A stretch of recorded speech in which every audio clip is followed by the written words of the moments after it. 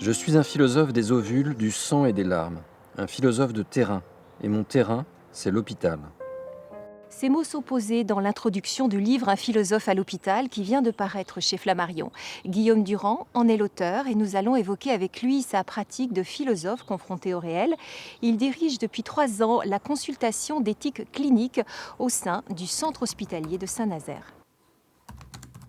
En fait, ce sont toujours les équipes médicales, les patients, leurs proches, qui nous saisissent, qui saisissent une consultation d'éthique clinique. À chaque fois, ce sont des situations en fait, où les équipes médicales sont mises en difficulté, après avoir tenté plusieurs fois, par des médiations, par une communication, etc.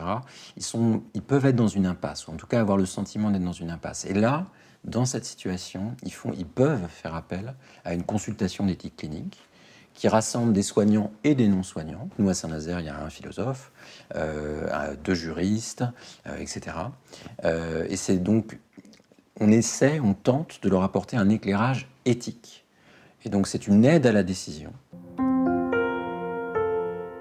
Que ce soit alors au début de la vie, par exemple, une demande d'interruption médicale de grossesse pour voyer des raisons pour une pathologie, par exemple, particulièrement grave décelée chez le fœtus, mais la question se pose de savoir si elle est justement particulièrement grave, suffisamment grave. Un exemple très simple, c'est une malformation d'une main, par exemple. Ça peut être aussi la fin de vie. Arrêter, vous voyez, un traitement vital pour un patient qui est en fin de vie, mais qui ne peut plus s'exprimer, par exemple. Ce qu'on essaie de faire ressortir, en fait, c'est le récit. L'éthique clinique est une éthique narrative. On part des histoires, on part des récits des patients, des patientes, de leur famille. On essaie de comprendre leur culture, leurs mœurs, leurs valeurs. Qu'est-ce qui vous distingue parfois du psychologue, voire de l'anthropologue? Tout ça doit être un peu flou. On apporte un éclairage qui est éthique, qui n'est pas simplement seulement psychologique, qui n'est pas médical, qui est essentiellement éthique. C'est vraiment la question, c'est est-ce qu'il est juste, par exemple, est-ce qu'il est légitime d'accorder à un couple d'abstinents sexuels une fécondation in vitro ou une insémination artificielle.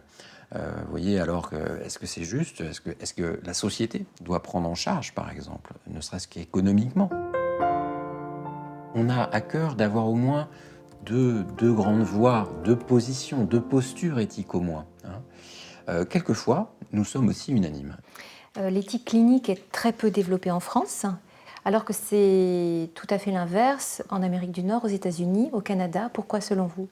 Je pense qu'il y a eu une peur peut-être d'abord de briser le colloque singulier, de faire, vous voyez, intervenir un tiers dans la relation duel, qui d'ailleurs doit respecter le secret, soignant-soigné. Au début, en particulier les patients, les patientes, leurs familles, ils sont étonnés de voir un philosophe, hein. Ils se demandent qu'est-ce que peut bien leur apporter. Mais en même temps, un philosophe et non pas un médecin, mais en même temps, ils sont aussi flattés, je crois, de voir qu'on se soucie d'eux. Parce que pour faire venir voilà, un philosophe à leur chevet, c'est bien que voilà, on prend soin d'eux, on souhaite les écouter. Au lieu de, vous voyez, d'être dans un conflit des droits, hein, entre droit du patient, et droit du soignant, on devrait être davantage dans l'accompagnement, me semble-t-il, de l'autonomie des patients. Dans toutes ces situations, ce sont de toute façon les patients qui sont malades, ce sont les patientes qui sont enceintes, et non pas les soignants.